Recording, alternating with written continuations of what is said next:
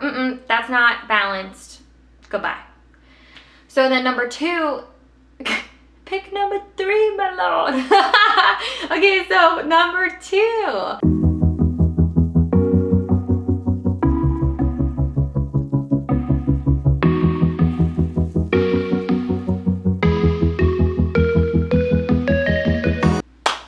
Hello and welcome back to my channel with the only host, me. Okay, so today I'm going to talk about what ego is, how you can keep it in check. I'm going to give you a bunch of examples so that way it can be applicable for you in your life. Okay, so ego is your sense of I or self. That's just meaning that you are distinguishing yourself from everybody else. Essentially, it's just that intangible, invisible barrier between you and somebody who could be 2 inches from you. It's what separates everything going on in here from everything going on out there. So essentially, it is your agenda, your views, your experiences, your feelings, your perspectives. So to give you an example, say if you and a significant other get into an argument, immediately, for the most part, if you're a part of the general population, you're immediately going to be like, oh, like that hurt my feelings. This is how I'm feeling, and what you said hurt me. And it has a lot to do with your view and your perspective on what happened. Another one would be when you're driving and you literally hit every red light and you're like, oh, why is this happening to me? Right? So it's that sense of I. It is your experience and your perspective as to what's happening. So the first thing about ego that I want to touch on is the misconception that it's bad. Actually, if you are in tune with your ego and you keep it in check, which I will talk about later in the video, it could actually really benefit you. So it's all about that balance. So there has to be a balance between stepping in to your higher self, but also allowing ego to do what it does best. So when ego is in balance, you're allowed to stay objective, but yet subjective on a topic. It is ideal for happiness and contentment. When you are in balance with your ego, your parasympathetic nervous system is going to thrive. It is really going to get you working the way that you're supposed to when you're in that contentment.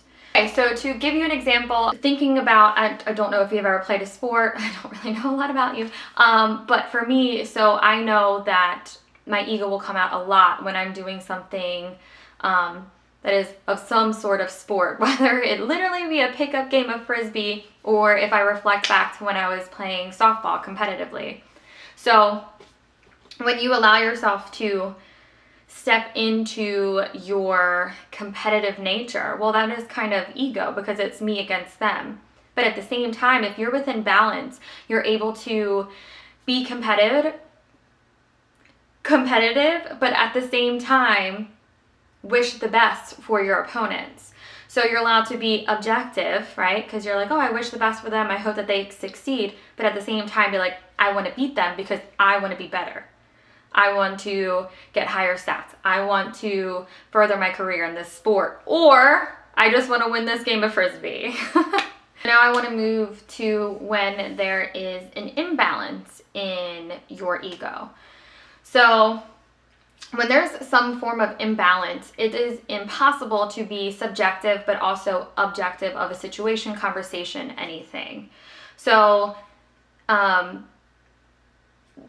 the imbalance isn't always chronic. It's not something that is apparent in every situation, every conversation, every part of your life. I've found that my ego struggles and the examples that I found, it kind of seems like it could be fluid. So in certain circumstances, you could be very ego-driven and imbalanced, but then at the same time, you can be in a completely different situation and be completely balanced. And the give and take and the fluidity of this could happen just in one day. Think about all the experiences that you experience just in one day, a productive day, nonetheless. So I wanted to give two examples, and the first one is the concept of white privilege. So a lot of the times when white privilege is brought up to white people, they immediately get defensive and they're like, oh, I had a really hard life and I had to do this and I got into a car accident yesterday and I only grew up with one single parent. It's a lot of I. It is an immediate rejection, and then it's completely like, oh, I had this experience and these were my feelings and I would never. But in that situation, they're not able to be subjective, because they are, and objective. So that imbalance immediately hits and they are completely subjective. They are stuck in that ego, focusing on just themselves alone without the ability to be objective and really listen to what some people are saying. I had so much fun coming up with this one. So the next one is that really old guy in the room who's constantly talking about how amazing he was in high school and how he was so good at football. And it is that dude that starts talking and you and your friends like do one of these, like you look at each other and you're like, that. So that could just be a situational thing for him. Hopefully it is. So he gets around a bunch of people and he immediately steps into that imbalance, and he feels like he has to bring in all of those examples as to how amazing he was, and he's focusing on himself and focusing on the past, which is like a big indicator of ego being present. So he's just constantly talking about himself, constantly talking about the past. Man, I love that guy. We're going to talk about the 3 ways that I came up that you can check yourself.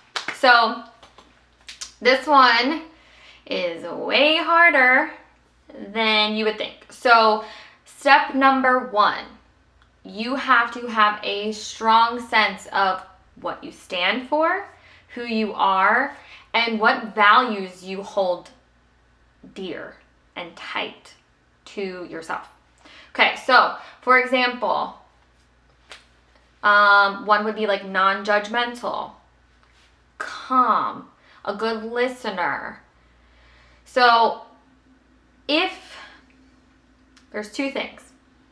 1, if you do not implement this step, then you're not going to really know when ego's stepping in until it's too late. So this is that part of the checking process that allows you to set the ground rules. This is that part where you can kind of set your standards. And then when you are imbalanced, because it's bound to happen when your ego takes over, they will always sacrifice who you are, what you stand for, and the values you hold dear to yourself. Because it immediately is that 0 to 100 that steps, like legit steps right over all of those values and standards. Okay, so number 2 is creating space. Okay, so you're going to create space between that impulse and your action, which usually is going to be literally acting, like with your body, or talking. Maybe even thinking once you kind of get the handle on everything. I hate to use this, but so space is kind of like the kryptonite of an ego, but it's also its best friend. So the reason I say that is because it helps with that balance. It allows you to create that space, right? You create that space, and then it allows you to really think for a second, and then you can act. But that space gives your body that second to, and then you go. It is literally like the tough love relationship. You ever have a friend who is like that one that you're like, oh, I can't tell her. She's gonna give me so much shit. But then you go to her and then she gives you a bunch of shit, and it's like that tough love relationship. But you value that relationship. That is what space is to ego. And then number 3 is going to be being able to observe yourself, which you're probably like, okay, but it's a lot harder than you would think. It is being objective and observing your behavior, the things you say, the energy you put off, all of those things. You have to observe that. And the example that I'm giving is, everybody's seen that like C-rated movie where like somebody's dead on the ground and then their soul leaves and it's like literally like staring at them above them. Like, that's what I want for you. I want you to literally look down on yourself and be like, ooh, like about things that you're doing, or like I said, that your energy, the conversations you're having, the things you're saying, and then always resort back up to number 1. And then you're going to say, without judgment, does that align with my values, the who I am, and what I stand for? So you have the 3, and I'm just going to recap real quick. So it is making sure that you have a strong set of values, a sense of who you are and what you stand for. So that way, if ego tries to sneak on in, you can say, this does not align, goodbye, kind of thing. Or, that's not balanced, goodbye. So then number 2, pick number 3, my lord. Okay, so number 2 would be to create that space. Allow that pause. And in a country and just in a time where everything is just so go, go, go, go, go, well, our brain has adapted and we are go, go, go, go, go. I like how that went together. So get that space and remember that it's your best friend and your enemy. Well, not you, but your ego, which is you. And then last but certainly not least, observe it. Observe everything that just happened and then refer back to number 1 and ask yourself if it all aligns. And if it doesn't, then buddy, that's your work. That's where you have to do the work. And that's the second part of this, third part of this whole thing, is you have to do the work. It's non-negotiable. You have to do the tough love on yourself. And if you just keep repeating patterns, then you're just going to get stuck in imbalance.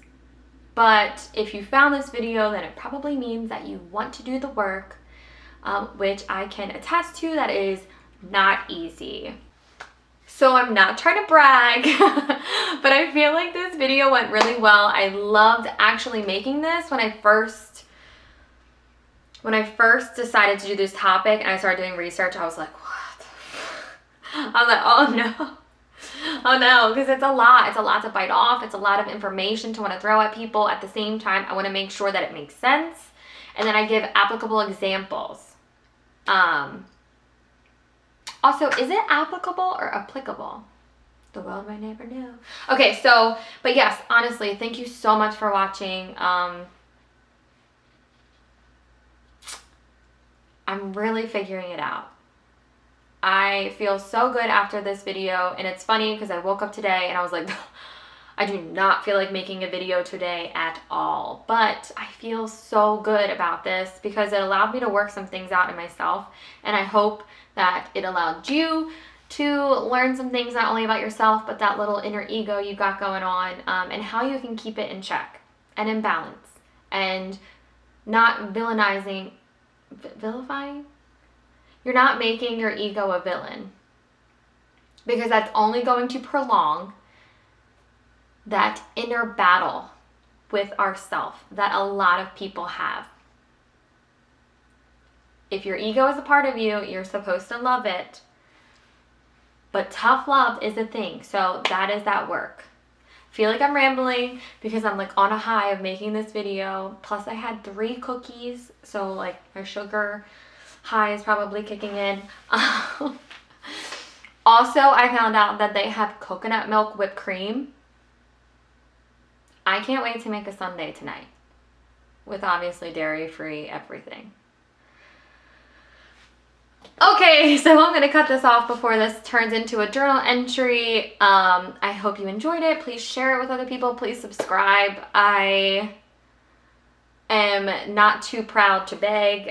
So please, please, please just stick with me. I'm figuring it out. And I love every one of you.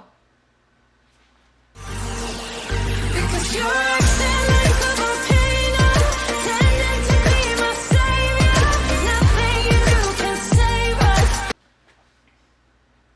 I'd like to formally apologize for the lack of bloopers today. I really do think that maybe I was figuring it out a little bit better today. Plus I got like my cue card situation. I got all these cue cards. So yeah, sorry. You don't get to see me struggle a whole lot today. And I'm not doing a dating update because it ain't worth it.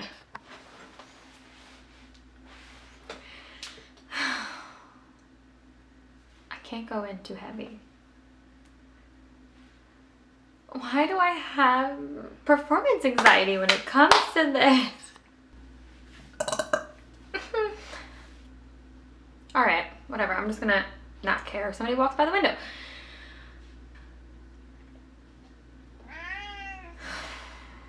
Hello. You haven't been famous yet. Here you go. This is Valerie. Say hey.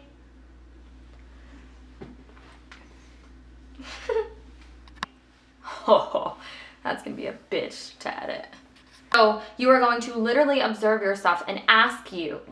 You're gonna observe your. Okay, I was stressed that there wasn't gonna be any bloopers, but there you go.